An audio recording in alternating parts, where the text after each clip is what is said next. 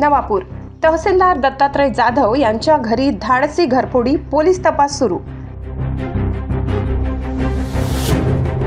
नवापूर शहरात सणानिमित्त कुटुंबासह बाहेरगावी गेलेल्या तहसीलदार दत्तात्रय जाधव यांच्या मंगलदास पार्क येथील बंद घराचा मागील दरवाजा तोडून अज्ञात चोरट्यांनी धाडसी घरफोडी केली। चोरीची घटना उघडकीस येताच परिसरात एकच खळबळ उडाली। माहिती मिळताच नवापूर पोलिसांनी तात्काळ घटनास्थळी धाव घेत तपास सुरू केलाय।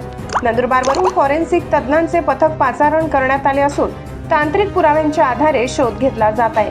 तहसीलदार कुटुंबीय परतल्यानंतरच चोरीला गेलेल्या ऐवजाचा नेमका तपशील स्पष्ट होईल।